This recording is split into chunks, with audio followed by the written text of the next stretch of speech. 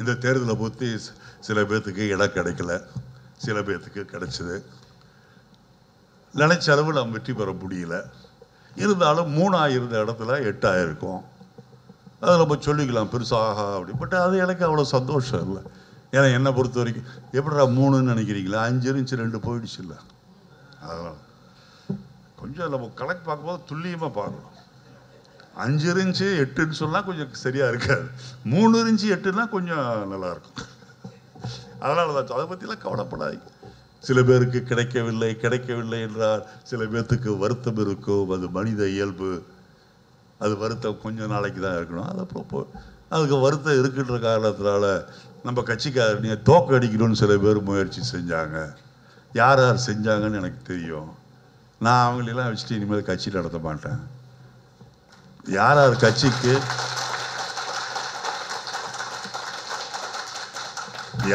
கட்சிக்கு துரோகம் செஞ்சாங்களோ, என் மாவட்டத்தில் தொகுதியை வாங்கலை, நான் செய்ய மாட்டேன், இதெல்லாம் யார் யார் சொல்கிறாங்களோ ஒழுங்காக அவங்களே வீட்டுக்கு போயார், இல்லைன்னா வீட்டுக்கு அனுப்பப்படுவார்.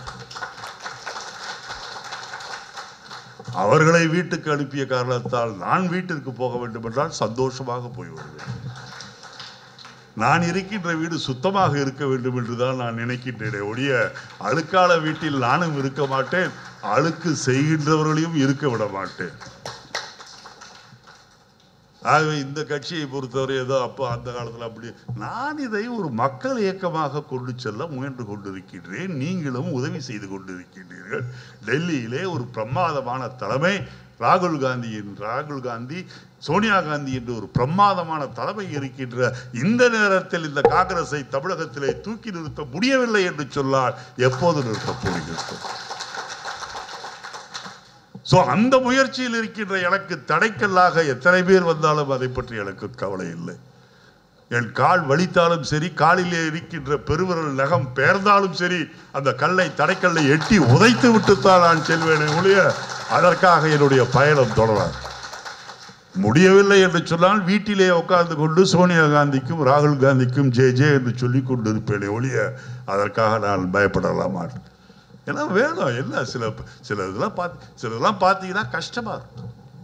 300 ஓட்டு 500 ஓட்டு 1000 ஓட்டுல 300-400 ஓட்டுல பள்ளி நாடார் தோக்கறாருன்னு சொன்னா அங்க இருக்கிற மாவட்டத்தில் செய்த அயோக்கியத்தனம். மிகப்பெரிய யோகியருடைய மிகப்பெரிய தலைவருடைய பெயரை வைத்துக் கொள்வதாலேயே ஒருவன் யோகியமாகி விட முடியாது என்பதற்கு உதாரணம் அந்த மாவட்ட தலைவர். இல்ல அயோக்கியத்தனம். தலைவரா வந்ததுதான் உனக்கு பெரிய தலைவர் என்ற பதவியை உனக்கு கொடுத்தது யார்? காங்கிரஸ் தலைமை தானே. காங்கிரஸ் தலைமை உள்ள மாவட்ட தலைவர் என்று அறிவிக்கவில்லை என்றால் உன்னுடைய யோகிதை என்னவாக இருக்கும்? ஆக மாவட்ட தலைவர் என்ற கிரீடம் வந்தவுடனேயே நீதான் அந்த மாவட்டத்திற்கு ராஜா. கட்சி நீ சொல்றதெல்லாம் கேட்க வேண்டும், கட்சி உனக்கு எடுபடியாக இருக்க வேண்டும் என்று எவன் நினைத்தாலும் விட முடியாது.